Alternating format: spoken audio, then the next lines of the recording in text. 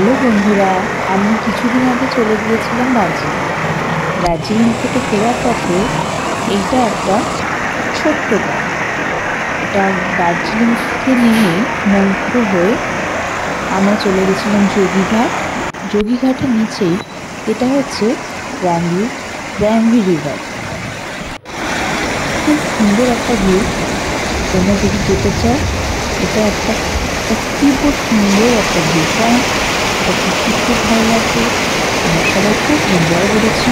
জলটা একদম দেখা স্বচ্ছ, এটাকে আমরা বলি একদম সুন্দর পাহাড়ি নদী, প্রচণ্ড স্রোত, আর সঙ্গে একদম পরিষ্কার জল, যে ছোটো ছোটো মাছ ঘুরে বেড়াচ্ছে।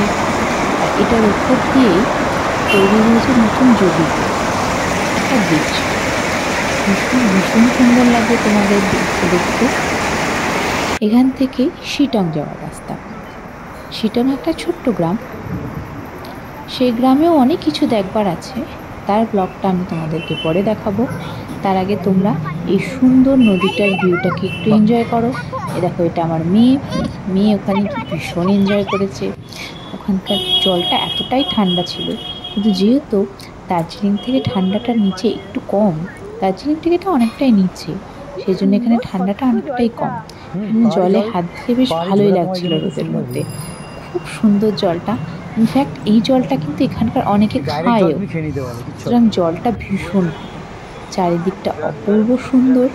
এত সুন্দর, এখান থেকে কাঞ্চনজঙ্ঘা দেখা না গেলেও তোমরা পাহাড়ের যে একটা এসেন্স, সুন্দর একটা এসেন্স এখান থেকে খুব ভালোভাবে দেখতে পাবে। এখান থেকে দার্জিলিং থেকে আমরা নিচে নেমে এসে এটা দেখেছি।